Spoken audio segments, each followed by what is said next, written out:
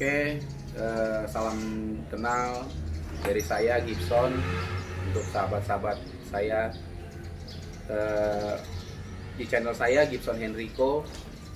Di sini saya akan membahas seputaran otomotif. Tapi yang kali ini saya bahas yang sering ditanya sama saya di tempat saya itu permasalahan oli. Jadi di sini ada beberapa pertanyaan yang sering ditanya di tempat saya tentang oli.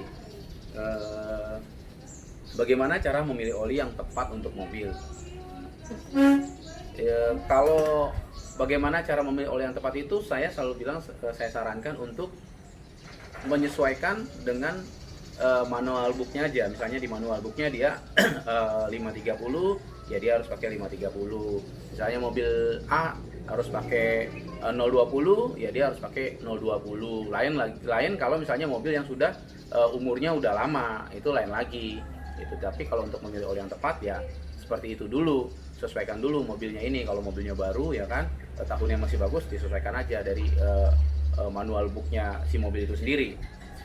Selanjutnya, boleh tidak ganti-ganti merek oli mobil?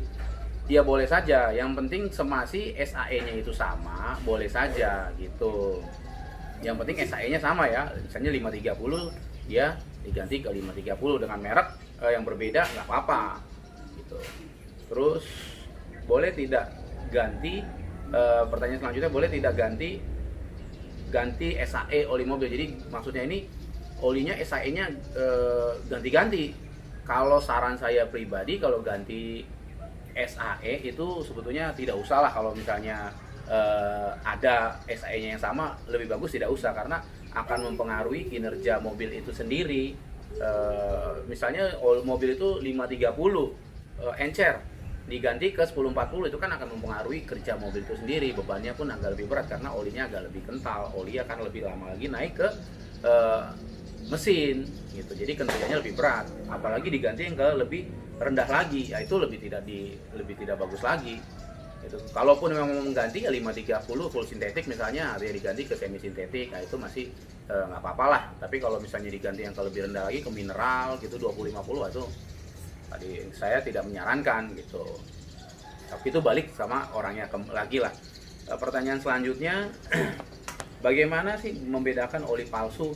Saya pribadi kalau dibilang membedakan oli palsu tidak bisa, karena oli palsu itu dengan oli yang asli itu memang didesain itu sama persis. Dari gambarnya, dari warnanya, dari tutupnya, dari botolnya, semuanya sama.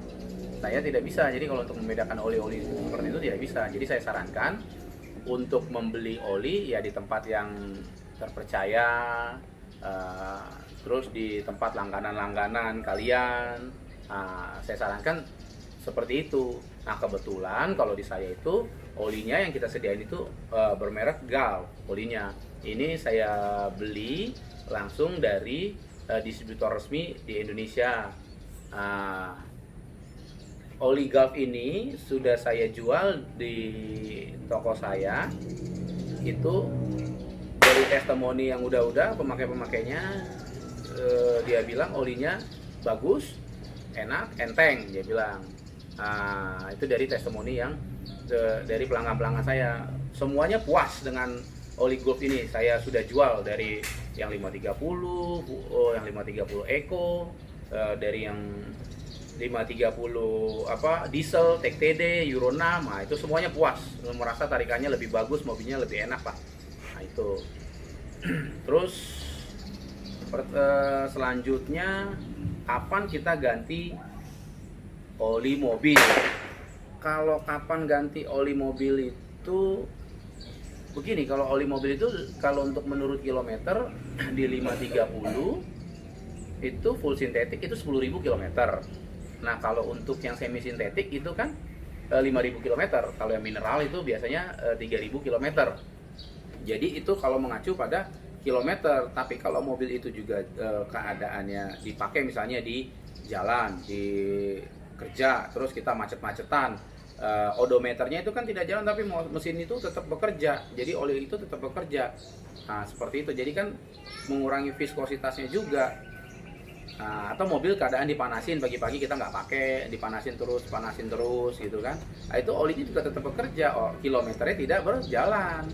Nah, jadi kita juga harus lihat viskositas si oli itu sendiri, sudah masih bagus apa menurun. Nah, cara viskositas oli itu menurun atau tidak itu ada beberapa faktor yang bisa kita lihat. Nah, itu dari kualitas oli yang kurang bagus atau oli palsu. Nah, itu viskositasnya olinya tidak bagus gitu, bisa mempengaruhi viskositas itu sendiri karena kualitas olinya palsu, tidak bagus. Kedua, pembakaran yang tidak sempurna, terus filter udara tidak diganti. Nah, itu juga mempengaruhi viskositas si oli itu sendiri karena kotoran-kotoran itu terbawa masuk ke dalam sistem pembakaran. Terus filter oli itu tidak diganti, jarang diganti filter olinya. Nah, itu juga mempengaruhi viskositas si oli itu sendiri karena kalau olinya baru, filternya tidak baru, itu kotoran yang dari filter lama itu ikut ke bawah juga. Jadi itu turut mempengaruhi viskositas si oli itu sendiri. Oke, gitu ya. Jadi ini selanjutnya ini kapan pergantian filter oli? Ya, ini udah saya bahas tadi, kapan pergantian filter oli. Kalau filter oli itu ya sebaiknya diganti ya, kalau ganti oli filter gantilah gitu kan, harganya juga nggak terlalu seberapa lah filter oli, lagi juga untuk keamanan dan kenyamanan mobil sendiri ya kan. Jadi sebaiknya saya sarankan filter oli diganti kalau oli juga diganti. Nah, ganti oli, ganti filter oli, seperti itu. Terus pertanyaan selanjutnya itu